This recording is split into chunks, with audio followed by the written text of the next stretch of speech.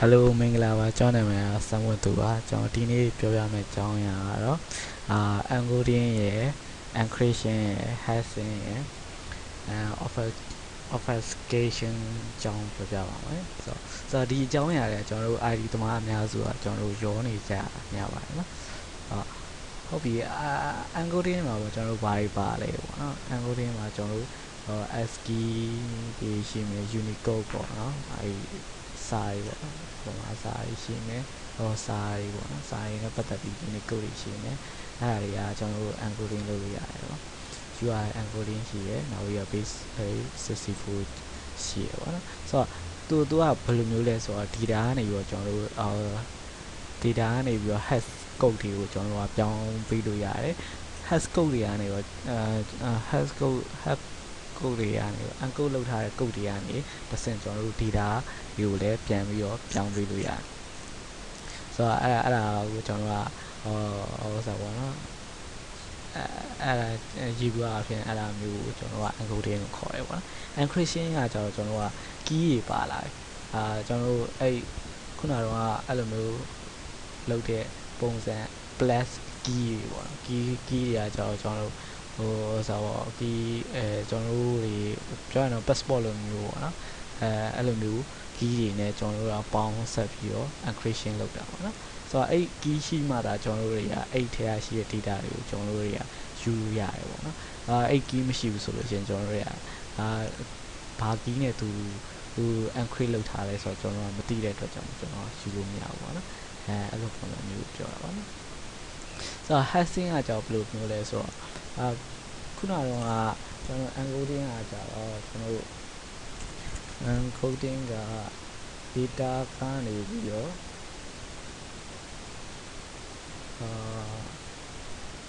encode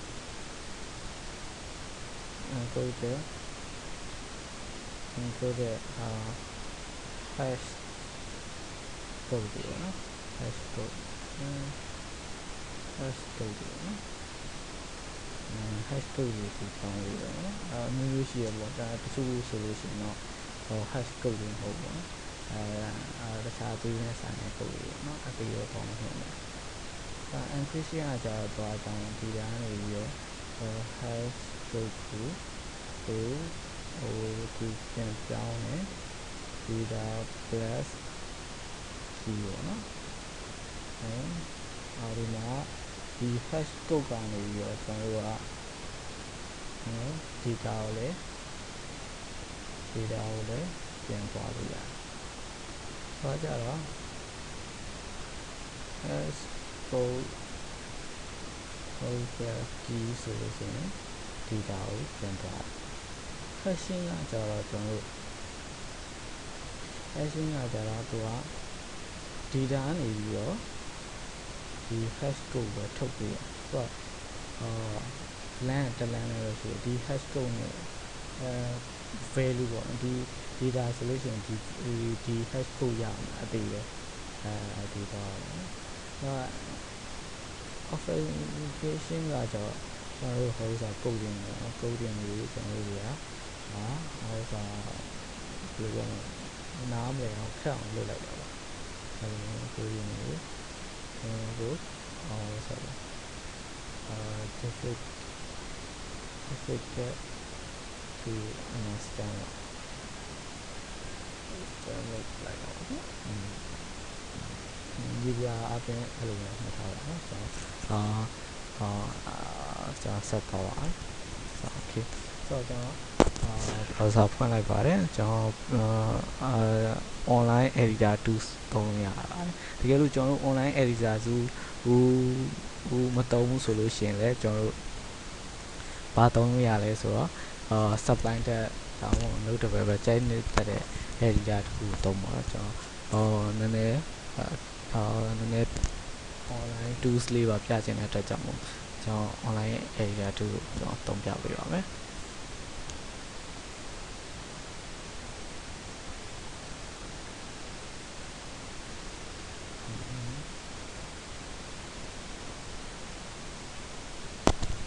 ကျွန်တော်အခုPHP language ကိုသုံးပြီးတော့ကျွန်တော်base64 နဲ့ encoding လုပ်လိုက်ပါတယ် ဆိုရင်ဒီမှာဆိုလို့ရှိရင်ကျွန်တော် base64 ပြောထားတဲ့အတွက်ကြောင့်base64 နဲ့ကျွန်တော် encoding လုပ်လိုက်ပါမယ် okay ဆိုရင်ဒါဆိုရင်ကျွန်တော်တို့encode လုပ်ထားတဲ့ဟို hash code လေးရhash code လေးဒီ code ပြန်လုပ်လိုက်ပါမယ်ဒီ code ပြန်လုပ်လိုက်ပါမယ်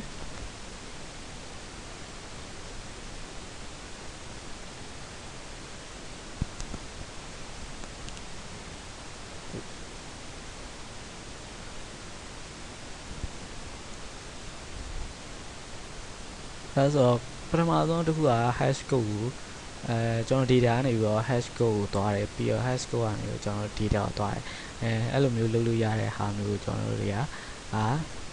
အဲ့ဒီကျွန်တော်အဲ့လိုမျိုးလုပ်လို့ရတဲ့ဟာကို encoding လို့ခေါ်ပါတယ်ဟုတ်ပြီဆိုတော့ကျွန်တော်အဲ့လိုမျိုးပဲကျွန်တော်တို့တွေအများကြီးလုပ်လို့ရပါတယ်ကျွန်တော် data ကနေပြီးတော့ binary တွားမလားကျွန်တော်တို့ဒါ convert လုပ်လိုက်ရတယ်convert လုပ်လိုက်လို့ရှိရင်ဒါ binary value ပေါ်လာတယ်ပေါ့binary value ကနေကျွန်တော် convert လုပ်လိုက်လို့ရှိရင်ဘာဖြစ်မလဲဆိုတော့ text value ကိုပြန်ရအောင်ပါနော်အဲ့လိုပုံစံမျိုးတွေကျွန်တော်လုပ်လို့ရပါတယ် okay ဆိုတော့ကျွန်တော် encoding ပြီးသွားပြီနော်ဒီဟာကျွန်တော်တို့တွေဘုလောဆယ်တော့မရှင်းပြသေးပါဘူးအဲ့တော့ကျွန်တော်ဆက်သွားပါမယ်နောက်တစ်ခုကကျတော့ကျွန်တော်တို့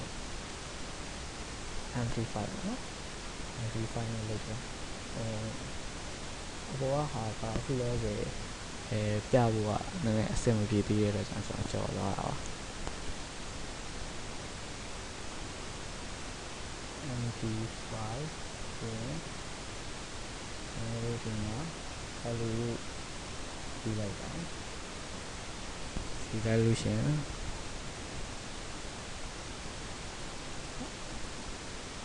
ကျွန်တော်တို့အိမ်မှာ hash code တွေကျွန်တော်ရပါတယ်နော်ဒီ hash code ဟုတ်ပြီ hash code တွေကျွန်တော်အပေါ်ကလိုမျိုးပဲကျွန်တော်တို့တွေကဒီ hash code တွေကျွန်တော်တို့ encrypt လုပ်လို့မရပါလုပ်လို့မရပါဘူးကျွန်တော်တို့စမ်းကြည့်ပါမယ်ဘယ်လို encrypt လုပ်လိုက်လို့ရှိရင်ဘာဖြစ်သွားမလဲပေါ့နော် encrypt ဆိုတဲ့ဟာမပေးထားဘူးပေါ့နော်ကျွန်တော်တို့ amplify နဲ့ပဲပြန်လုပ်လိုက်မှဆိုတော့ဘာဖြစ်သွားမလဲဆိုတော့ကျွန်တော်တစ်ချက်ကြည့်လိုက်ပါမယ်ဆိုရင်သူကတခြား hash ဖြစ်သွားတယ်တခြား hash ပြောင်းသွားတယ်ပေါ့နော်ဆိုတော့အဲ့လိုပုံစံမျိုးတွေဖြစ်သွားတယ်ဆိုတော့ဟုတ်ပြီဒီ amplify မှာကျတော့တို့ရဘယ်လိုနေရာမျိုးတွေမှာသုံးလဲဆိုတော့ passport တွေနေရာမျိုးတွေမှာသုံးတာပေါ့ if ကျွန်တော်user passport တွေထည့်တဲ့နေရာမှာသုံးတာပေါ့နော်ဘယ်လိုဒီ MD5 hello ဒီမှာဒီကုန်းနေနေရဆိုလို့ရှိရင် true ပေါ့password verification တုံးပေါ့ဆိုရင် true ရန်လိုက်ပါမယ်အဲလိုအခုကျွန်တော်တို့ရိုက်ထည့်လိုက်တဲ့စာနဲ့အထဲထဲမှာ database ထဲမှာရှိနေတဲ့ code တွေနဲ့တူတယ်ဆိုလို့ရှိရင်သူက true ပြပြီးရပေါ့နော်အဲ့လိုပုံစံမျိုးဆိုတော့သူကဒီ code ကနေကျွန်တော်တို့ကဒီ hello ဆိုတဲ့ data ကိုကျွန်တော်တို့ကပြန်ပြီးတော့ရအောင်လုပ်လို့မရပါဘူးမရဘူးပေါ့နော်အခု return ကိုလည်းကျွန်တော်တို့မချပြထားဘူးပေါ့နော်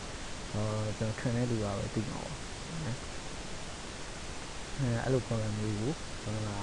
hashing လို့ခေါ်ပါတယ်hashing ခေါ်တယ်နောက်ပိုင်း8 algorithm တည်တဲ့ website အချို့တွေကတော့website ချို့တွေကတော့နည်းနည်းပေါ်တော့ပြန်ပြီးတော့encrypt လုပ်လို့ရတယ်လို့ကျွန်တော်ကြားတော့ကြားတယ်authentication code တွေကိုကျွန်တော်တို့တွေကနားမလဲအောင်လုပ်လိုက်တာပေါ့နော်အဲ့လိုပုံစံမျိုးခေါ်ပါတယ်ဆိုတော့ authentication website ကဥမာဒီမှာပေးထားတဲ့ JavaScript authenticator ဆိုတော့ JavaScript နင်းနဲ့လုပ်တဲ့ organic ဆိုတော့ code တွေကိုခက်အောင်လုပ်တဲ့ဟာတွေဒီရှိရယ်အဲ့ဒါမျိုးတွေနေရာမျိုးတွေမှာတော့ JavaScript code တွေကိုခက်အောင်လုပ်တဲ့နေရာတွေမှာတုံးနေပေါ့နော်။ညာနားမလည်တော့တုံးတဲ့နေရာမှာတုံးနေပြီးရင်